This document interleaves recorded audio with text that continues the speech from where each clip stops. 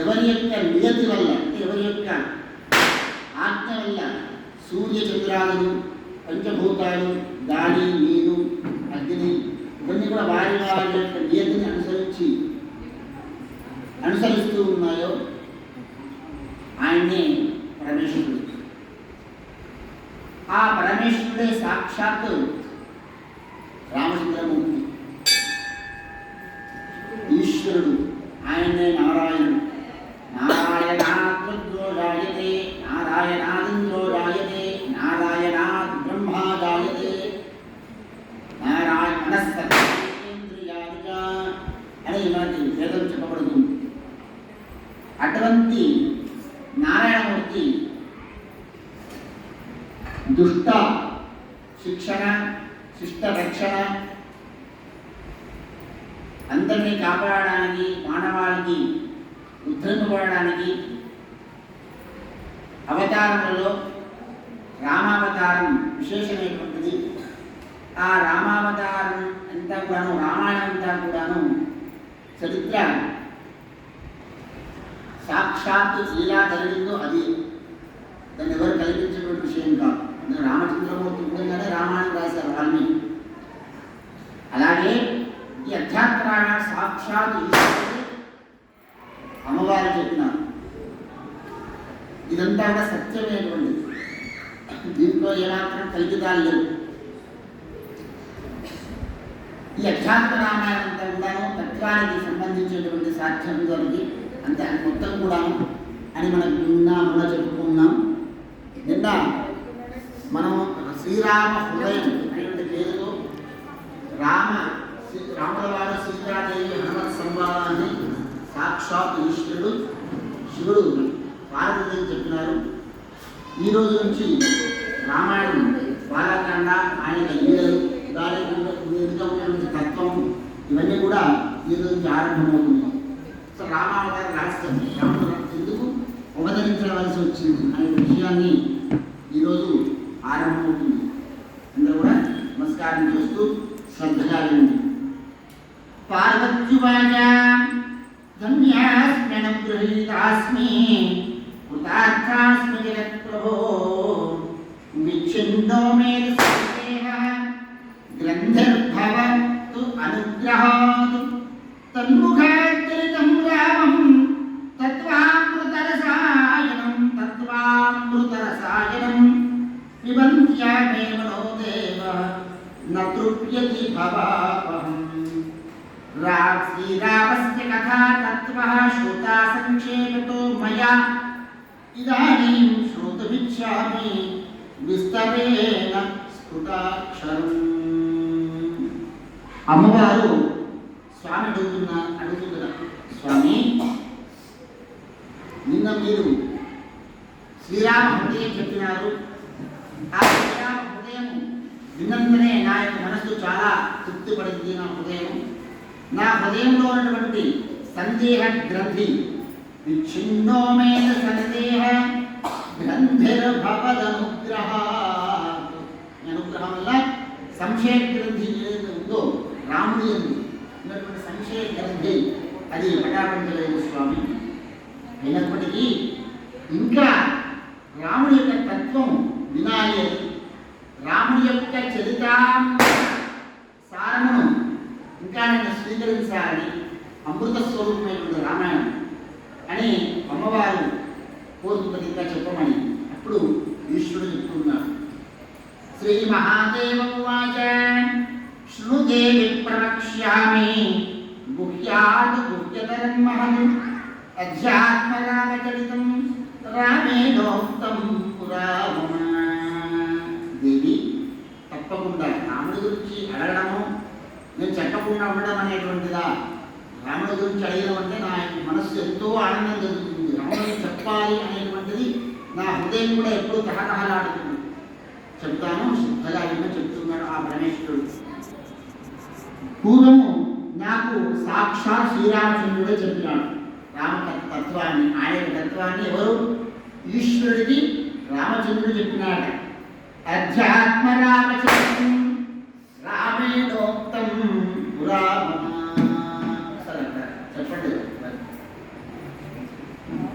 కాదు పటాన్ని రాల్చడం చెప్తున్నాడు. అదే విషయాన్ని తదత్య కథయిష్యామి శృణుతా పత్రయాపహం యచ్చుత్వా ఉచ్యతే జంతుః అజ్ఞానోత్తమః భయాద్.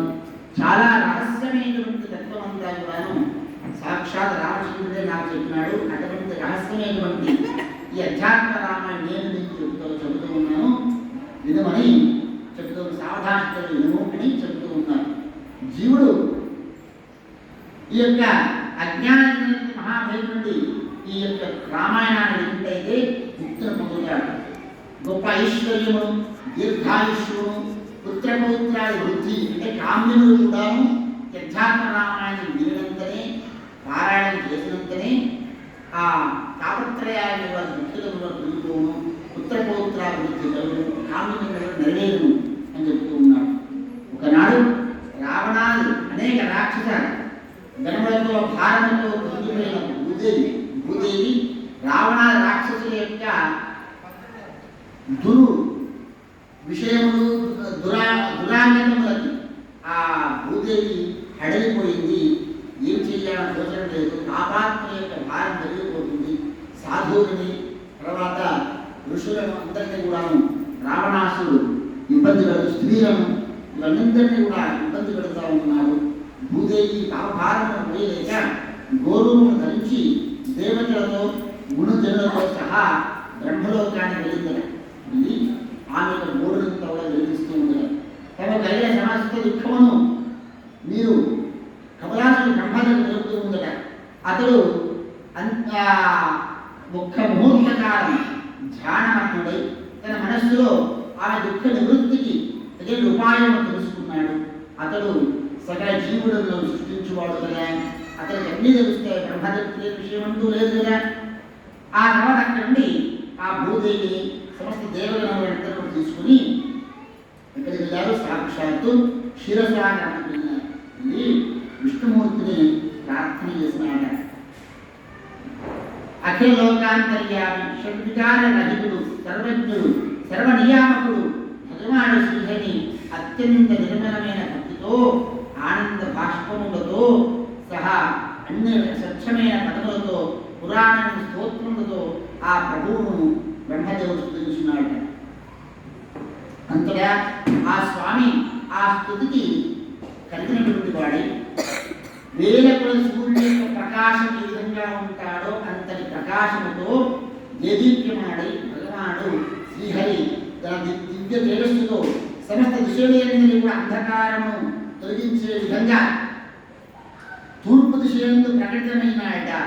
ఆ స్వామి ఎదురికి బ్రహ్మదేవుడికి ఆ ప్రకాశాన్ని చూసి బ్రహ్మదేవుడి యొక్క కళ్ళను నిలుపుతూ చూడలేకపోయినాడు. ఆ యొక్క ప్రకాశాన్ని బ్రహ్మదేవుడి కళ్ళకు మూతలు పడిపోయినాయట. పుణ్యహీనులు దర్శింపలేని దుర్లభమైన ఆ శ్రీహరి రూపమును స్వరూపము బ్రహ్మదేవి కూడా మిక్కిలి కష్టముతో ఆ యొక్క రూపాన్ని చూసినాట.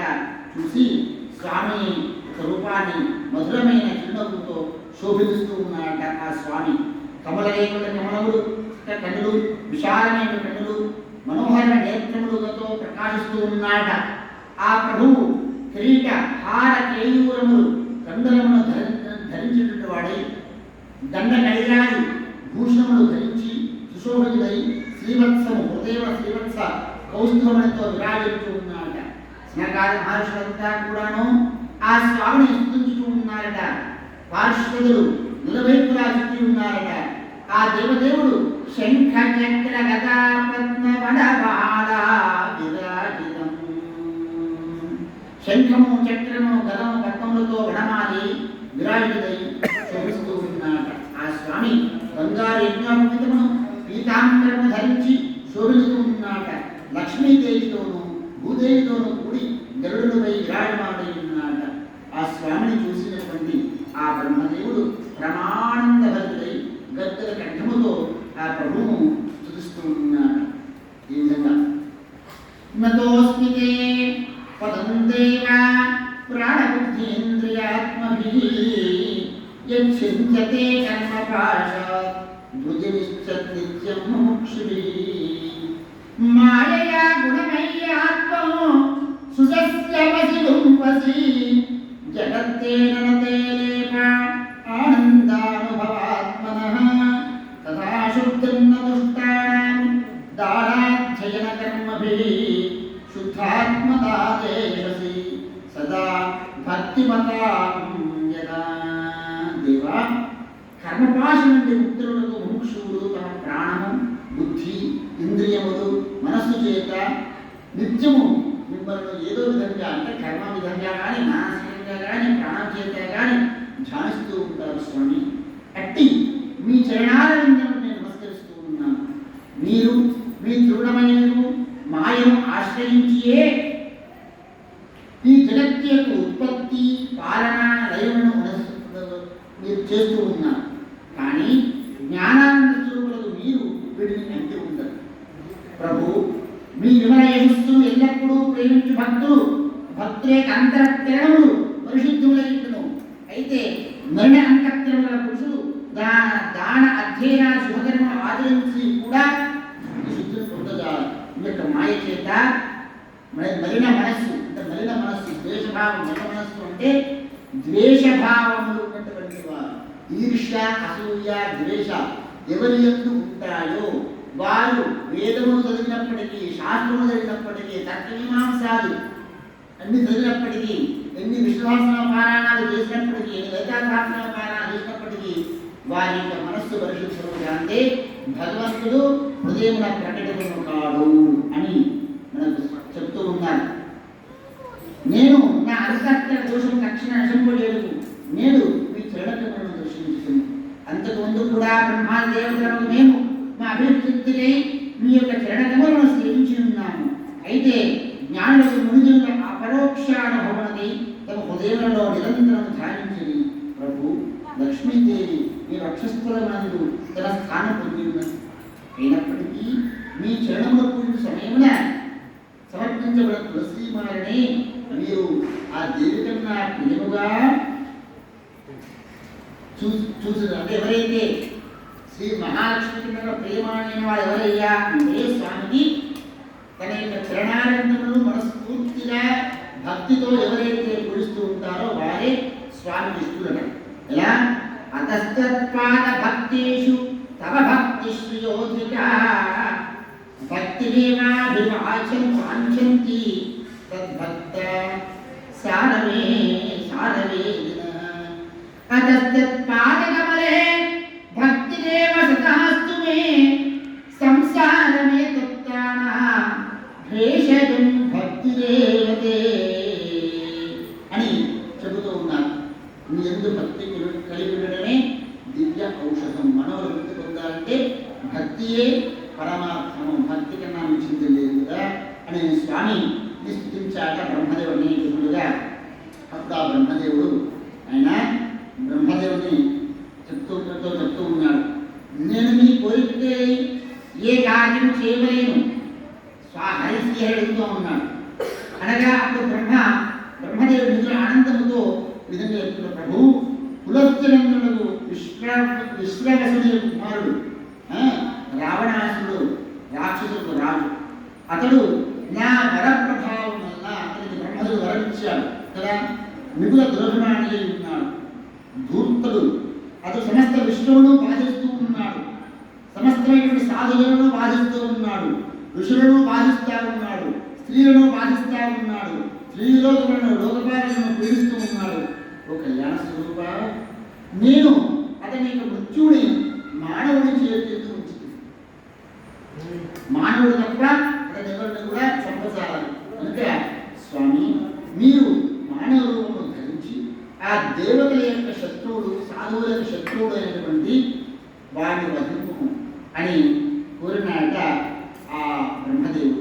అప్పుడు భగవానుడు విష్ణుమూర్తి చెప్తూ ఉన్నాడు, కశ్యపస్య దత్తః తపసా చూషితేన మే యాచితః పుత్రభావాయ తథేత్యంగీకృతం మయా స ఇదానీం దశరథో భూత్వా తిష్టతి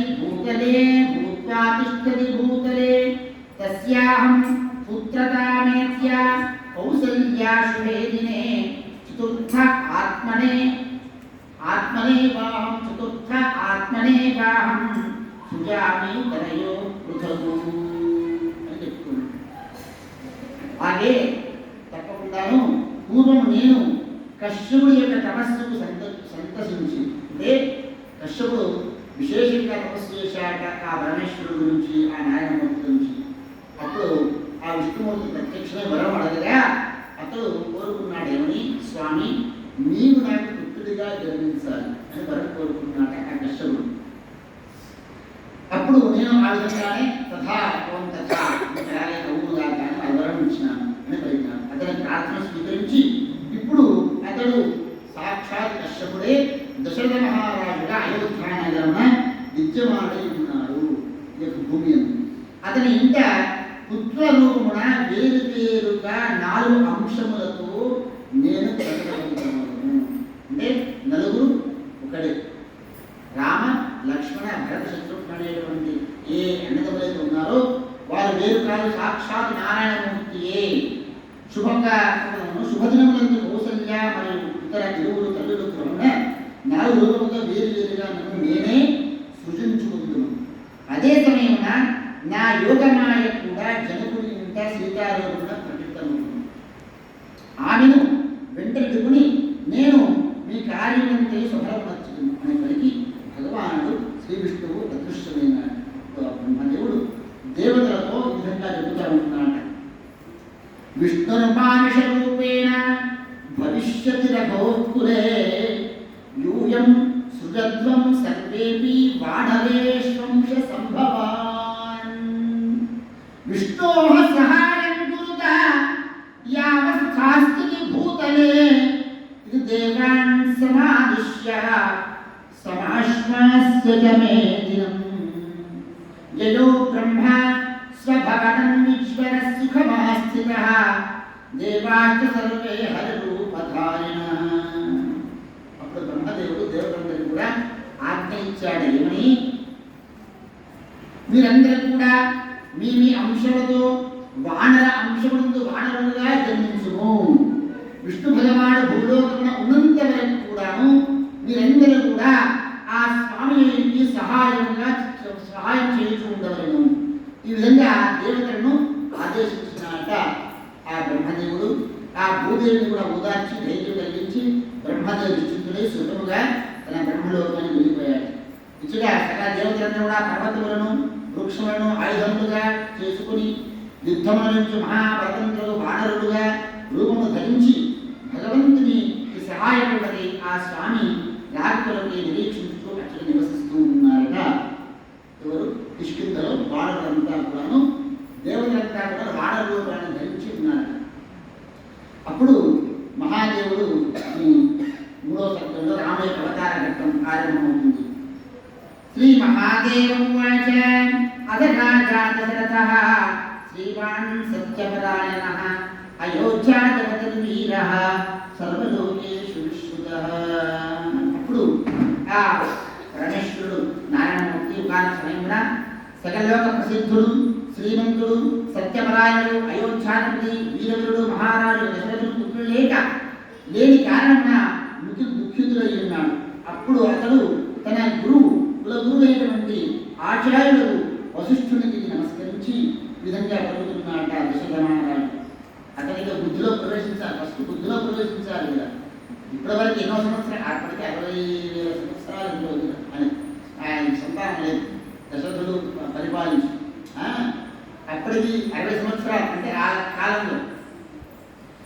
అప్పుడు ఆయన అక్కడికి వెళ్ళి వశిష్ఠుడి దగ్గరికి వెళ్ళి ప్రార్థించాడు, స్వామి నాకు రాజ్యం ఉంది, తర్వాత ఈ రాజ్యాన్ని పరిపాలన చేయాలి, ధర్మబద్ధంగా పరిపాలన చేయాలి, నాకు సంతానం లేదు, సంతానం ఏ విధంగా మీరు ఏం చేయమంటారు అని అడిగి ఈ దుఃఖం నుండి విముక్తి కలిగించి సంతానం లేకుండా దుఃఖం విముక్తి కలిగించమని వశిష్ఠుని ప్రార్థన చేస్తే అప్పుడు ఆ వశిష్ఠుడు చెప్తున్నాడు, ఆయన సాక్షాత్ నీకు సమర్థవంతులైనటువంటి సర్వసమములు నలుగురు పుత్రుడు నీకు జన్మిస్తారు, నువ్వేమి దాని గురించి విచారించింది.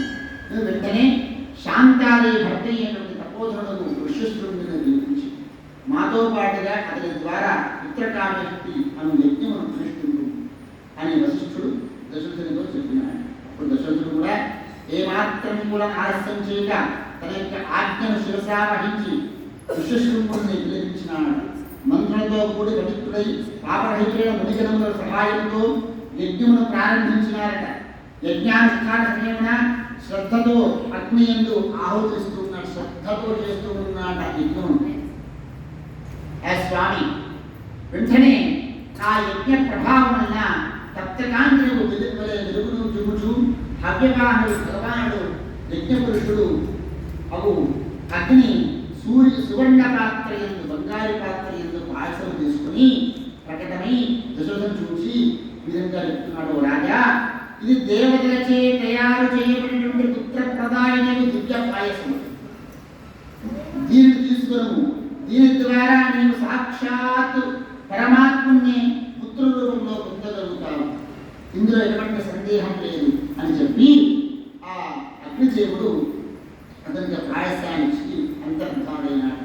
తదనంతరం ఆ మహారాజు గారు తన కోరిక నెరవేరగా మునుశ్రేష్ఠుడు వశిష్ఠునకు ఋష్యశృంగునకు సాష్టాంగ ప్రణామం చేసి వారికి ఇరువురి ఆదేశంతో దశరథ మహారాజు ప్రయత్నపూర్వకంగా ఆ పాయసం 2 భాగాలుగా విభజించాడు. 2 భాగాలు చేసి అందులో సగము మహారాణి కౌసల్యమును మొదటి భాగం, మరొక సగమును కైకేయికి ఇచ్చినాడు. అంతలో పుత్రులను ప్రసాదించు ఆ దివ్య పాయసమును తీసుకున్న కోరికతో సుమిత్ర కూడా అక్కడికి వచ్చింది. ఇవన్నీ కూడా భగవంతుని ఆజ్ఞానుసారంగా జరుగుతూ ఉంటాయి. అప్పుడు కౌసల్యాదేవి మిగుళ్ళ ప్రసన్నరాలి తన సగభాగమున్న పాయసమును ఆ యొక్క సుమిత్రాదేవికి వచ్చింది. అలా కైకేయి కూడా ప్రేమతో తన భాగవంతుని సగము పాయసమును సుమిత్రకు కూడా ఇచ్చింది. ఈ విధంగా ఆ హవిస్సును భుజించిన 3 రాణులు గర్భవతులైనారు. 3 రాణులు ఆ రాజభవనం తమ తమ దేహకాంతులతో దేవతలతో సమానముగా శోభిస్తూ ఉన్నారట. తర్వాత 10వ మాసం నుండి కౌసల్యాదేవి ఒక అద్భుతమైన బాలులకు జన్మను సంధించట. ఏ విధంగా మధుమాసే శితే పక్షే నవమ్యాం కర్కటకే శుభే పునర్వస్పక్ష సహితే ఉచ్ఛస్తే గ్రహ పంచకే మేషభూషణ సంప్రాప్తే పుష్పవృష్టి సమాకులే ఆవిరాసి జగన్నాథ పరమాత్మా సనాతనః. చైత్రమాసమున శుక్లపక్షమందు నవమి తిథి నాడు శుభప్రద కర్కాటక లగ్నమందు పునరుసు నక్షత్రమైన 5 గ్రహములు ఉచ్చస్థితిని, అంటే కర్కాటక లగ్నంలో గురువు చంద్రుడు తన గలిగేశ్వరుడు చాలా గొప్ప గురువు ఉచ్చస్థానం చంద్రునితో కూడి, ఆ విధంగానే చతుర్థంలో శనేశ్వరుడు ఉచ్చస్థానం, మకరంలో బుధుడు ఉచ్చస్థానం, శుక్రుడు మీనంలో ఉచ్చస్థానం, సూర్యుడు మేషంలో ఉచ్చస్థానం బుధుడితో బుధాదిత్య యోగం. అలాగే వ్యయంలో అంటే వ్యయస్థానం అనేది జాతకంలో వ్యయస్థానం అనేది చివరి యొక్క దశను వారి యొక్క జ్ఞానానికి ప్రతీకైనటువంటి వారికి జీవన విధానం ఏ విధంగా ఉంటుంది. అందులో జ్ఞానకారకుడైనటువంటి కేతు ఉన్నట్టయితే అదే ముక్తిని పొందేటువంటి వాడా కాదా అనే విషయం లేదు. కేతు వ్యయంలో ఉంటే ఆత్మజ్ఞానాన్ని పొంది తద్వారా ముక్తిని పొందుతాడు అనేటువంటి నాకు జ్యోతిష శాస్త్రం చెప్తుంది. వ్యయస్థానంలో కేతు ఉండడం, ఈ షష్ఠమంలో రాహు, ఇన్ని ఉచ్చస్థానంలో అద్భుతంగా ఆ గ్రహస్థితిలో రాముడు జగన్నాథుడు సనాతన పరమాత్ముడు కౌసల్యా గర్భం నుండి జగన్నాథుడు ఆవిర్భవించినాడు. ఆ సమయంలో ఆకాశపు దివ్య పుష్ప వర్షములన్నీ కూడా కురిసినాయి. ఆ శిశువు ఏ విధంగా ఉన్నాడయ్యా అంటే నీలోత్పలదశ్యామః పీతవాసాశ్చతుర్భుజః జలజార్వనేత్రాంతః స్ఫురత్కుండలమండితః సహస్రార్కప్రతీకాశః కిరీటీ కుచితాలకః శంఖచక్రగదా పద్మవనమాలా విరాజితః. ఆ శిశువు కలువరేకులతో సమానమైన శ్యామ వర్ణం కలిగి ఉన్నాడు. పీతాంబరం ధరించి శోభిల్లుతూ ఉన్నాడు. 4 భుజములు కలిగి ఉన్నాడు. ఉన్నారు. అతని నేత్రములు ఎర్రటి కమలముల వలె శోభాయమానమై ఉండను. చెవుల యందు కాంతివంతములకు కుండలములు విలసిల్లుచూ ఉండను. వేలకుల సూర్యుని వలె ఆ బాలుడు ప్రకాశమానుడై ఉన్నాడు. అతని యొక్క తలపైన వెలుగులను విరజము కిరీటము విరాజమానమై ఉండను. ఉంగరాల వంకలు తినటువంటి ముంగులతో ఆ స్వామి యొక్క వెంట్రుకలు ఆ స్వామి గుర్తులు వెలుగుతూ ఉండను. శంఖ చక్ర గదా పద్మములను హస్తములందు ధరించి ఉన్నారు. గలమున వైజయంతిమాల వనమాల విరాజిల్లుతూ ఉన్నది. అతని ముఖ కమలము హృదయమునందున అనుగ్రహ రూపమైన చంద్రుని సూచించు చిరునవ్వులు వెండెను చిందిస్తూ ఉన్నది. కరుణ రస ప్రపూర్ణములైన ఆ ప్రభు నయనములు కమల సమానములై విశాలములై ఉన్నాయి. ఆ స్వామి శ్రీవత్సము హారకేయూరములు నూపురములు మొదలగు భూషణములతో విభూషితులై ఉండెను. ప్రత్యక్షమైన ఆ పరమాత్మ చూసినటువంటి కౌసల్యాదేవి అంతులేని ఆశ్చర్యాన్ని పొంది ఆ నేత్రములు ఆనందాశ్రులతో నిండి ఉండెను. చేతులు జోడించి నమస్కరించుచూ ఈ విధంగా పలుకుతుంది ఆ కౌసల్యాదేవి. దేవదేవ నమస్తేస్తు శంఖచక్రగదాధర పరమాత్మాచిదోరంధ్రః పూర్ణస్త్వం పురుషోత్తమః వదంత్యగోచరం వాచా బుద్ధ్యాదీనామదీంద్రియం త్వాం వేదవాదినః సత్తామాత్రం జ్ఞానైకవిగ్రహం త్వమేవ మాయా విష్ణు సృజస్య వజహంసి చ సత్వాది గుణ సంయుక్తః సూర్య ఏవామనస్తదా. ఓ దేవదేవ మీకు నమస్కారం. హే శంఖచక్రగదాధర, నీవు అచ్యుతుడవు, అనంతుడవు, పూర్ణస్వరూపుడవు, పురుషోత్తముడవు. వేదవిధులు నిన్ను మనోవాక్యులతో అందని వాడవని, బుద్ధి మొదలగు ఇంద్రియములకు అతీతుడవని, సత్తామాత్రుడవని, సాక్షాత్తు జ్ఞానస్వరూపుడవని తెలుపుతూ ఉన్నారు. నీవు మాయ చేత సత్వము రజస్సు తపస్సు ఈ మూడు గుణములతో కూడి ఈ విష్ణువు సృష్టించి పాలించి సంహారము ధరించేదవు. అయినప్పటికీ వాస్తువుని ఎల్లప్పుడూ నిర్మలమైన తురియ పదముల ముందు తురియ స్థానము స్థుతితుడై నీవు కర్తవు కాదు అయినను అన్నీను చేయుచున్న వారి ప్రతీకుడవేదవు. కర్తవు కాదు అయినప్పటికీ అన్నీ నువ్వే చేస్తూ ఉంటావు. నీవు నడువు కాదు నడుచుతున్నట్టుగా తోచదవు. నువ్వు వినడుగాడవు కాదు వినకుండానే వినుచున్నట్టు అనిపించదవు. చూచుకుండానే చూసినట్టుగా తోచుతుందవు. నీవు మన ప్రమాణాన్ని ఉపాధి మనస్సు ఇంద్రియముల ఉపాధి రహితుడవు, శుద్ధ స్వరూపుడవు అని వేదం చెబుతూ ఉన్నది. నీవు సమస్త ప్రాణులందు అంతర్యామిగా ఆత్మారాముడిగా, ఆత్మారామ అంటూ అంతర్యామిగా సమభావంతో ఉన్నావు. అయినప్పటికీ అజ్ఞానాంధకారము చేత కప్పబడిన అంతఃకరములు గలవారికి, అజ్ఞానంతో మాయగలిగిన వారికి నీవు కలిగించవు, సాక్షాత్కరించవు. మంచి బుద్ధి గలవారికే, శుద్ధమైన మనస్సు గలవారికే సాక్షాత్కారం జరుగుతుంది. హే భగవాన్, నీ ఉదరమునందు అణిగి ఉన్న అనేకమైన బ్రహ్మాండములు పరమాణువుల వలె గోచరిస్తూ ఉంటాయి. అయినప్పటికీ నా గర్భమునందు జన్మించినట్లుగా లోకములను మభ్యపెట్టుతూ ఉన్నావు. ఇది నీ లీల. ఓ రఘుత్తమ, నేడు నీవు నీ భక్తులందుగల పారవశ్యమును భక్తవత్సలతను దర్శించుతుంది. ప్రభు, నేను నీ మాయ చేత మోహితురాలని సంసార సాగరమునందు మునగలు వేయుచు పతి సుతులు ధనము అనువు మొదలుగా వాటి వెంట పరిగెత్తి చిక్కుకొని భటించుతూ ఉన్నాను. నేడు